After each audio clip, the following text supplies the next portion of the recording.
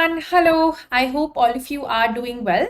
My name is Shriya Bansal and I'm currently working as a software engineer at Microsoft. So now, continuing on our discussion about the different types of schedulers that are there, we are now going to talk about the concept of context switch. Okay, so let's quickly get started on that. So switching the CPU to another process requires saving the state of the old process and loading the saved state for the new process.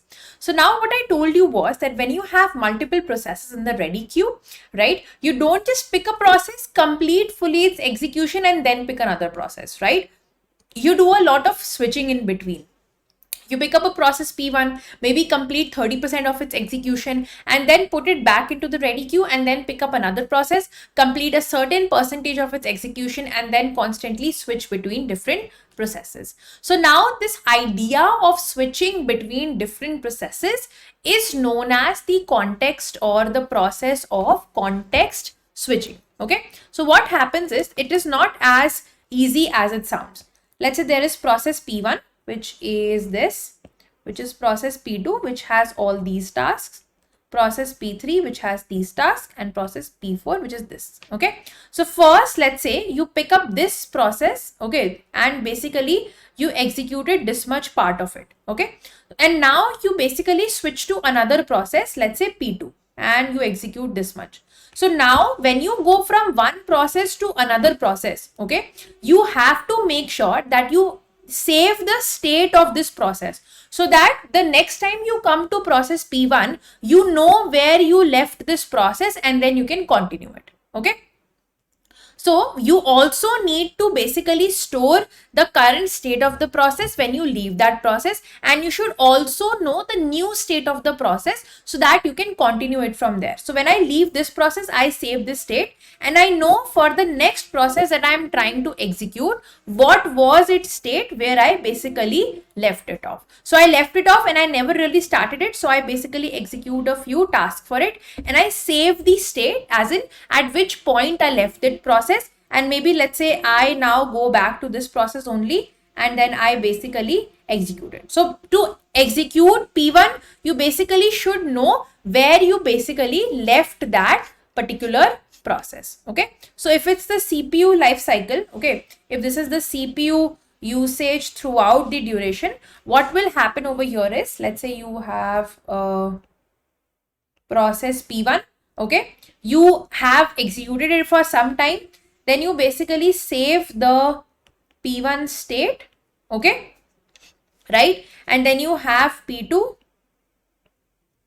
let's say being executed after some time, okay, and then for executing P2, you first need to restore the state of P2, correct, to basically know where do you really left that particular process. Okay, and then after this, once you do this, you have to save the state of P2 again.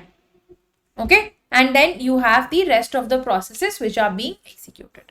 So whenever you are switching from a process, you need to save the state of the old process and load the saved state of the new process.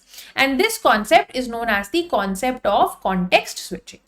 So we can say that a context switching is a mechanism to store and restore the state or the context of a CPU in process control block. So you store these, states where you left off in the process control block so that the execution can be resumed from the same point at a later point of time. Using this technique, a context switcher basically allows multiple processes to share a single CPU. Because if you will not store the state, then it is not possible to execute all these processes together. Then you will have to take up a process and execute it completely. But because we have the capability of doing context switching to save the state of a process, it's easier to basically do multitasking in using the operating systems. So the next point is the context of a process is represented or stored in the process control block of a process. Okay, it includes the value of the CPU registers, the process stage, and the memory management information. All of these components of a PCB we have already talked about. When a context switch occurs, the kernel basically saves the states of the old process. It saves the states of the old process in the PCB and load the saved state of the new process from the PCB of that process, which is scheduled to run. Okay. So whenever, remember that the scheduler switches the CPU from the execution of one process to another process, the state of the current running process needs to be stored in the process control block. And after this, the state of the next process, which is supposed to be run, is loaded from its own PCB, right? And used to set the PC registers, etc. Okay. And after that, the second process can start executing. Okay. Third point is that context switch time is just a pure overhead. When you actually switch from one process to another process, save the state, load the state of a new process, it's just an overhead.